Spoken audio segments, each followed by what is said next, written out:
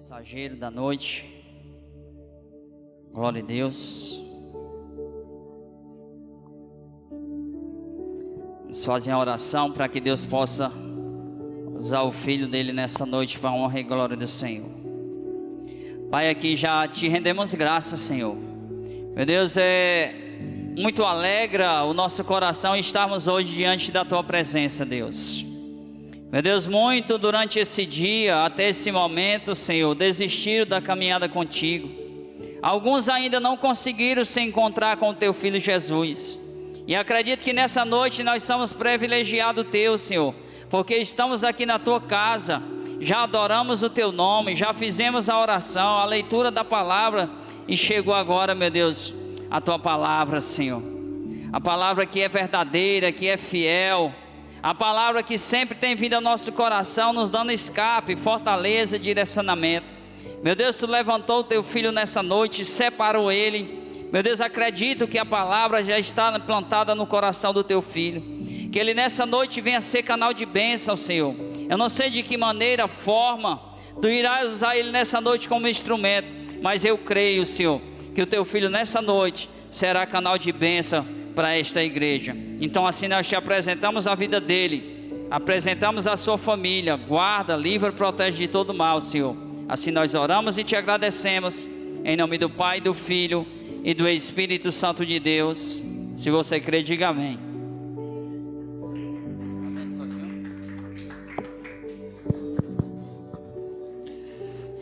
Glória a Deus. Gostaria de cumprimentar a igreja com a paz do Senhor.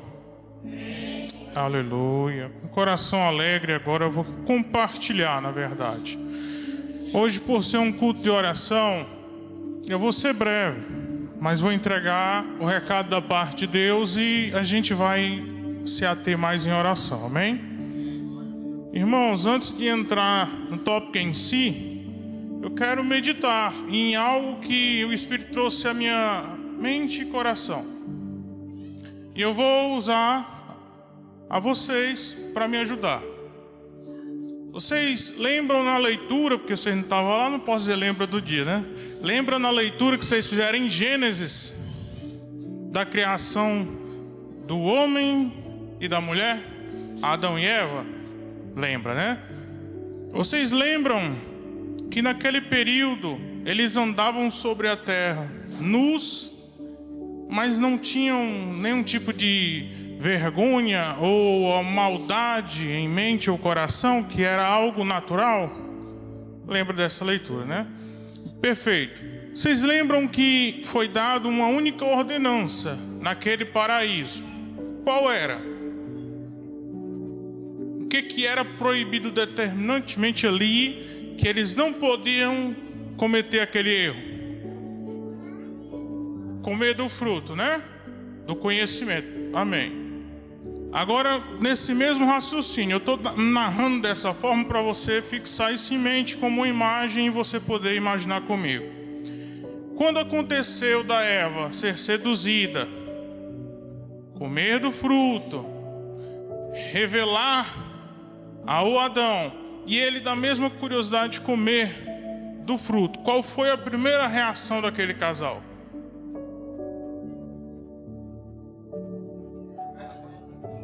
A ação é essa, mas o porquê?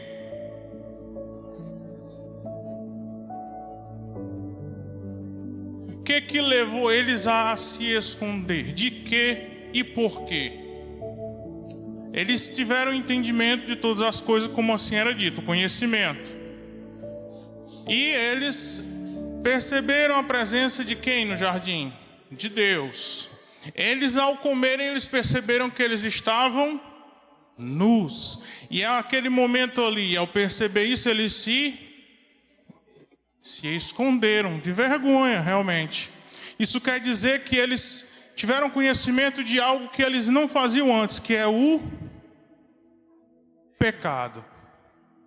Perfeito. Vocês descobriram agora a origem do pecado. Olha aí, que maravilha. Agora vamos dar continuidade, que daqui a pouco eu volto para isso aí. Hoje eu quero meditar. Hoje eu vou ser mais de meditação com vocês, amém? Sobre a responsabilidade individual.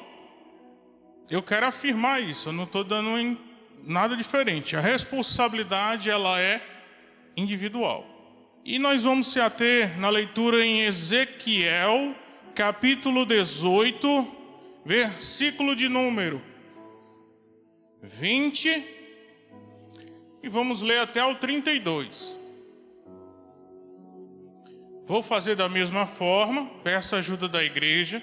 Eu vou ler o versículo e a igreja lê o seguinte até a gente chegar no versículo 32. A palavra do Senhor em Ezequiel 18, versículo 20, começa assim: a alma que pecar, essa morrerá. O filho não levará a maldade do pai, nem o pai levará a maldade do filho. A justiça do justo ficará sobre ele, e a impiedade do ímpio cairá sobre ele. Igreja. Se o ímpio se converter de todos os seus pecados que cometeu, e guardar todos os meus estatutos, e fizer juízo e justiça, certamente viverá e não morrerá. Glória a Deus. De todas as suas transgressões que cometeu, não haverá lembrança contra ele. Pela sua justiça que praticou, viverá. Desejaria eu, de qualquer maneira, a morte do ímpio? Diz o Senhor Jeová: não desejo, antes que se converta dos seus caminhos e viva. Mas, desviando-se o justo da sua justiça e cometendo a iniquidade e fazendo conforme todas as abominações que faz o ímpio, porventura viverá? De todas as suas justiças que tiver feito, não se fará memória. Na sua transgressão com que transgrediu, e no seu pecado com que pecou, neles morrerá. Dizeis, porém, o caminho do Senhor não é direito. Ouvi agora a casa de Israel. Não é o caminho direito, não são os vossos caminhos torcidos. Glória a Deus. Desviando-se o justo da sua justiça e cometendo iniquidade, morrerá por ela. Na sua iniquidade que cometeu, morrerá. Mas convertendo-se o ímpio da sua impiedade que cometeu e praticando o juízo e a justiça, conservará este a sua alma no reino. Pois quem reconsidera e se converte de todas as suas transgressões que cometeu, certamente viverá, não morrerá. Contudo, diz a casa de Israel: o caminho do Senhor não é direito, não são os meus caminhos direitos, ó casa de Israel, e não são os vossos caminhos torcidos. Glória a Deus. Portanto, eu vos julgarei, a cada um conforme os seus caminhos, ó casa de Israel, diz o Senhor Jeová. Vinde e convertei-vos de todas as vossas transgressões, e a iniquidade não vos servirá de tropeço. Lançai de vós todas as vossas transgressões, porque transgrediste, e criai em vós um coração novo e um espírito novo. Pois por que razão morrereis, a casa de Israel? Glória a Deus. E por último, porque não tomo prazer na morte do que morre, diz o Senhor Jeová. Convertei-vos, pois, e vivei. Glória a Deus. Aleluia. Santo Deus. Aleluia. Amados irmãos, a meditação de hoje que eu quero trazer para as nossas vidas e como alimento para a alma é que muitos ainda pensam que carregam pecados dos seus antepassados. Só que a palavra do Senhor, ela é bem direta, ao ponto de dizer que você não tem mais esse tipo de coisa, e nunca existiu esse tipo de coisa desde Israel. Explico. Israel é quem abria a boca para dizer isso, que os pais comeriam a uva e a boca dos seus filhos é quem ficaria manchada. Só que essa era uma desculpa. Israel sofria e dizia que o sofrimento deles era em virtude da transgressão dos seus pais, dos seus antepassados, sendo que Deus ele não faz isso. Isso é o que vinha sendo dito naquela época. E isso eu mostro. Deuteronômio 24:16. Eu vou dar alguns versículos e a gente vai arrazoando em cima da palavra. Deuteronômio 24:16 diz assim: isso aqui é Moisés, pensamento de Moisés. Os pais não morrerão pelos filhos, nem os filhos pelos pais. Cada qual morrerá pelo seu pecado. Perfeito. Agora pense comigo. Pessoas ainda sofrem e têm esse pensamento: filho de peixinho é. Só que isso não existe. Uma geração na sua família pode ter cometido um erro, uma falha, um pecado, seja uma transgressão, como seja. Não quer dizer que na sua geração aquele erro, aquele pecado tem que se repetir. E isso era avisado, alertado, falado de forma insistente a Israel, e Israel continuava caindo nos mesmos erros, pecados, e se justificavam dizendo que esses erros eram em virtude dos erros de seus pais, e não era. É virtude de resultado dos próprios pecados. Não existe isso. Resumindo, você vai ver agora em Eclesiastes 12:14. Leia comigo. Eclesiastes 12:14. A igreja, lê. Porque Deus há de trazer a juízo toda a obra e até tudo que está em houver, quer seja bom, quer seja mau. Glória a Deus. Dessa mesma forma, nesse pensamento, eu quero trazer para que a gente possa ter uma libertação de certo entendimento que às vezes apreende a mente de alguns, nem todos. A palavra já deve ter se revelado para muitos desta forma, que quando você aceita Jesus na sua vida, você renasce. Você renasce, até então você está morto. Mas uma vez que você conhece Jesus na sua vida, você se torna uma nova criatura. Você nasce como uma nova criatura, um novo ser. Lógico que na caminhada existem momentos que existem tentações, provas, dificuldades, e você esfria. Mas o Espírito ele é vívido, ele vivifica todo aquele que consegue se prostrar na presença do seu Deus e ali entregar na sua presença suas fragilidades. Ele concede força. Já aquele que está lá fora, ele não está fraco, ele está morto. E nós precisamos trazê-lo à vida, ao conhecimento de Deus, da palavra do Senhor, para que assim ele possa nascer pela fé e viver através da fé em Cristo Jesus. O resumo que nós temos hoje nas nossas mentes como pessoas cristãs, pessoas que adotou o Evangelho como maneira de vida, é a vida do próprio Cristo.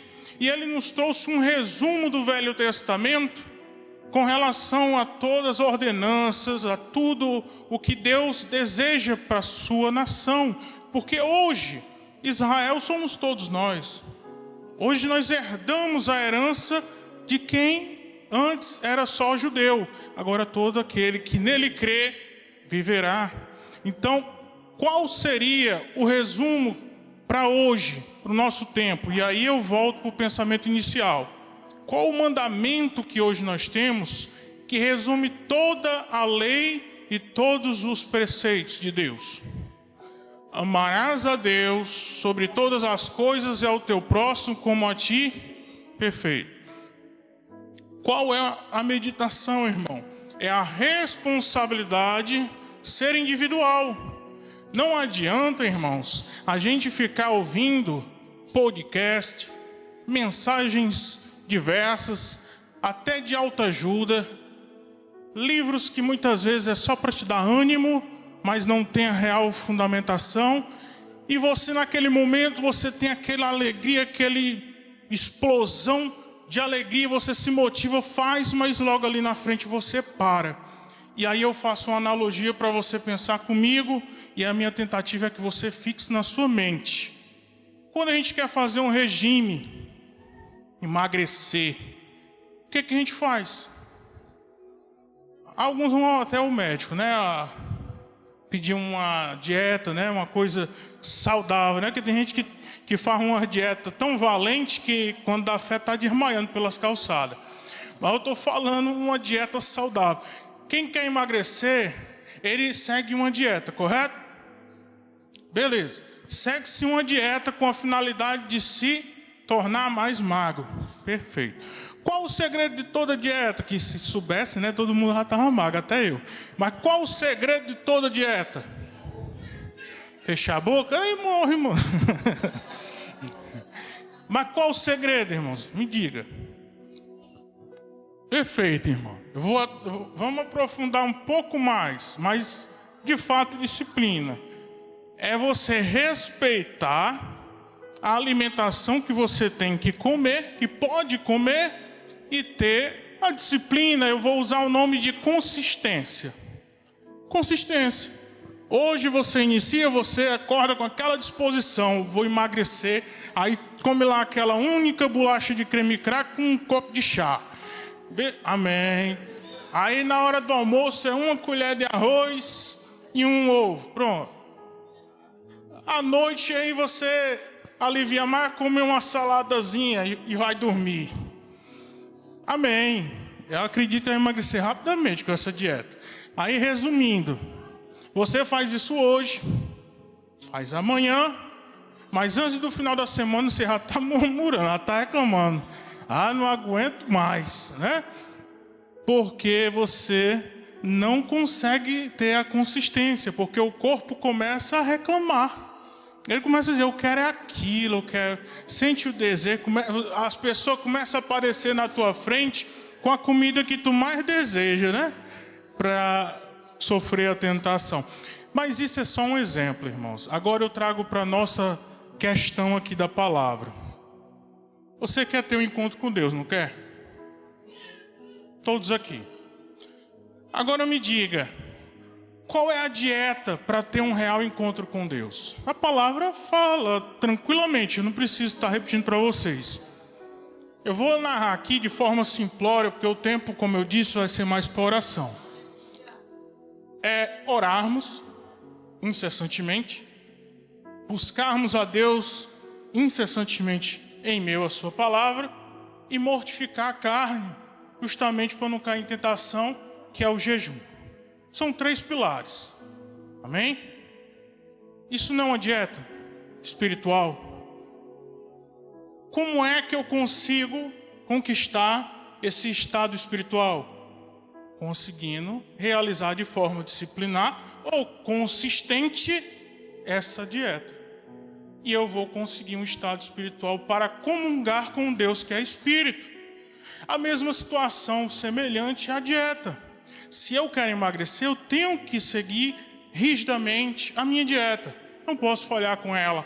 Mas muitos têm encarado a forma de buscar a Deus como uma simples dieta, no sentido de começo aqui, falho ali, depois reinicio acolá. Isso é prejudicial. É prejudicial porque quando a gente fala no campo espiritual, não é só Deus que está nesse campo, também tem um inimigo que só espera uma oportunidade para lhe passar uma rasteira. E o inimigo é traiçoeiro. Quando você começa, que você falha, ele já vai logo. Cadê? Tu não ia fazer, tu não queria emagrecer, tá aí, tu lá tem condições, tu não fecha a boca, tu não tem força para ir, deixa para lá. Come logo uma pizza inteira. Vai lá, pede o bauru, né? Com batatinha, um Coca-Cola. se esbalda logo. Tu já falhou mesmo. Isso eu estou usando um exemplo de forma simplória. Mas se eu fosse usar para o outro lado, você entende o que eu quero falar. Então, irmãos, essa palavra que eu quero dividir com vocês é essa realidade. Nós temos uma responsabilidade individual. A questão de você ter uma vida bem na presença de Deus, de você poder dividir do Evangelho e as pessoas poderem ver esse Evangelho surtindo efeito na tua vida, é tua. Não é o irmão te agradar constantemente. Porque eu não gosto daquele irmão. Quando ele me agradar, não é assim. Porque não tem tal coisa. Quando tiver, não é assim. Entende o que eu quero dizer? Nós precisamos muitas vezes nos moldar. E quando eu não falo aqui local, eu falo na vida no sentido geral. Se nós não aprendermos a viver superando essas dificuldades da nossa vida e procurar ter uma vida mais espiritual, nós não temos condições nem de entender o que a palavra quer transmitir. Nós não conseguimos verbalizar o que Deus quer que você transmita. Você muitas vezes vai se engoldar. Sabe o que é você ir para o campo evangelizar uma vida, mas você ir despreparado, você não orar antes, você não saber nem o que vai dizer, e muitas vezes por não saber, você usar palavras que em vez de edificar aquela vida, você foi afastar mais ainda? É esse tipo de coisa. O mundo espiritual, ele é algo que só é perceptível para quem está em estado espiritual. Você às vezes até duvida da existência do mundo espiritual. Muitas vezes tem pessoas que duvidam da existência de demônios. Tem pessoas que não acreditam que existe até Deus. Então, entenda. Nós sabemos porque Ele se revelou a nós. Deus, Ele nos escolheu antes mesmo que nós tivéssemos nascido. Então, isso daí é uma realidade para hoje, que eu gostaria de compartilhar. Abra agora em Jeremias 31, 29 e veja o que Israel falava para Deus para justificar o seu pecado. Jeremias 31, 29.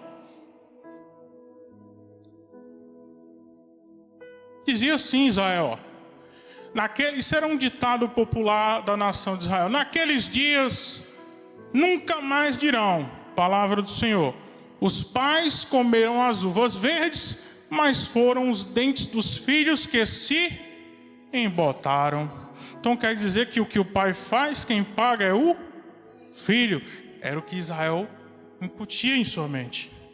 Hoje você acredita nisso? Será que você está pagando alguma coisa porque o teu pai fez alguma coisa? Não, irmãos, não existe mais isso. Não é por causa de herança, de questões familiares ou de antepassados.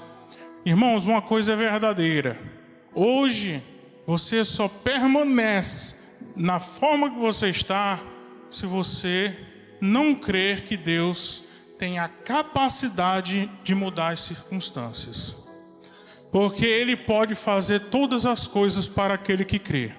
Então confie no Senhor e o mais Ele fará.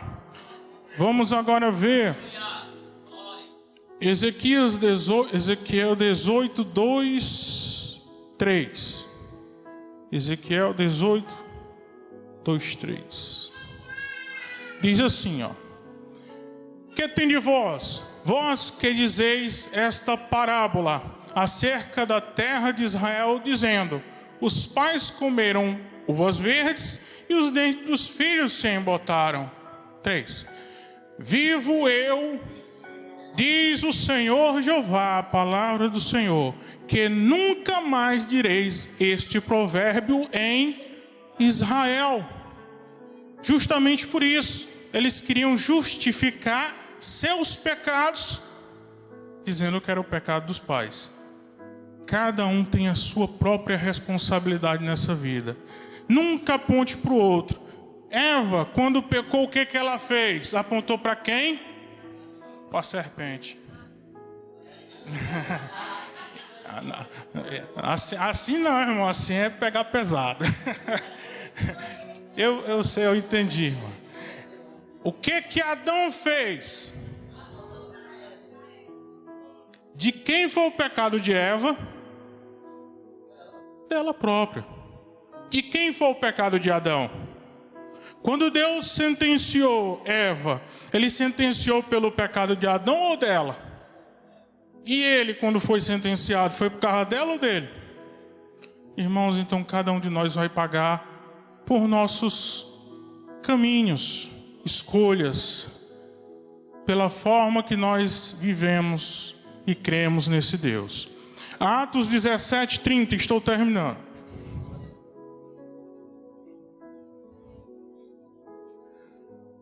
A palavra do Senhor diz: mas Deus, não tendo em conta os tempos da ignorância, anuncia agora a todos os homens em todo lugar que se arrependam.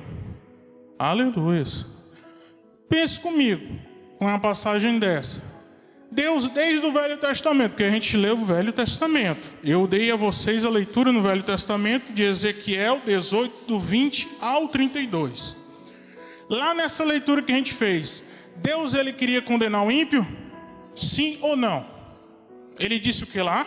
Se o ímpio mudar os seus caminhos, atentar justamente ao que é justo e começar a fazer atos de justiça, Deus, ele não vai lembrar do tempo da iniquidade, e sim, ele viverá.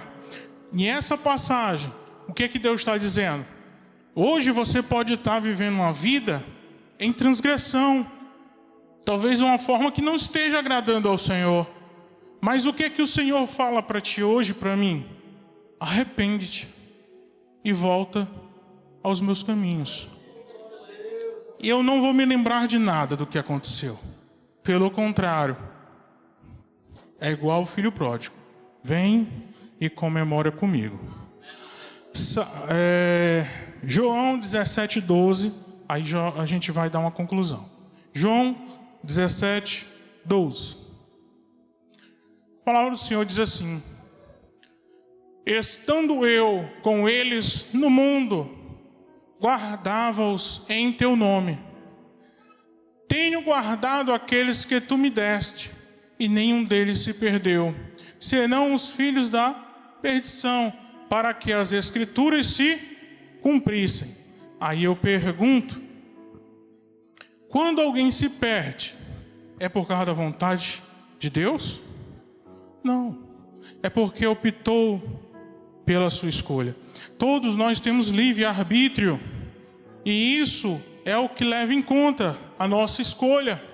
Sabermos da realidade do pecado e as suas consequências.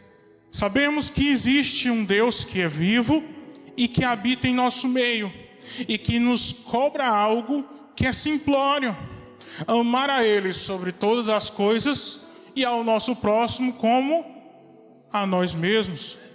Então, amados irmãos, essa foi a passagem e a leitura que hoje o Senhor falou ao meu coração. Então, existe uma responsabilidade de forma individual para cada um de nós. Eu aqui entrego essa receita de dieta para cada um, que é a questão de orarmos, de buscarmos a Deus na sua palavra e de jejuarmos para que o inimigo não venha nos tentar e cair na tentação. Vou iniciar um período de oração, vou orar e vou passar para o dirigente, e em seguida nós vamos continuar orando, amém? Feche seus olhos, fique de pé, se ajoelhe, aí é com você e Deus. Senhor, meu Pai, eu sou grato por mais esta oportunidade. Obrigado por tudo, Senhor. Aqui entregamos as nossas fragilidades diante do teu altar. Perdoa-nos, ó Deus, nessa condição de pecadores que nos encontramos. Aqui queremos, ó Deus, ter um encontro verdadeiro, atender, ó Deus, ao teu chamado, e aqui absorver desta palavra que é alimento para a nossa alma. Faz, Senhor, a tua obra, move o teu Espírito, ó Deus, no nosso interior. Realiza, ó Deus, em nome de Jesus, a nossa conversão de mente e coração. Aqui eu creio, Senhor, no teu agir.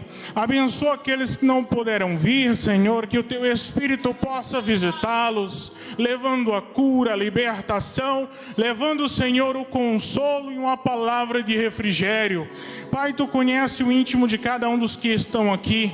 Abençoa de forma, ó Deus, miraculosa, que as tuas, ó Deus, mãos alcancem nesta hora e eles venham a ser, ó Deus, contemplados com a tua graça. Assim eu oro de forma inicial. Aqui vamos orar mais e mais. Tu já estás em nosso meio e aqui eu te glorifico, exalto, engrandeço e entrego ao Senhor as nossas vidas. Aqui eu encerro e agradeço a minha oportunidade em nome do Pai, do Filho e do Espírito Santo. Glória a Deus.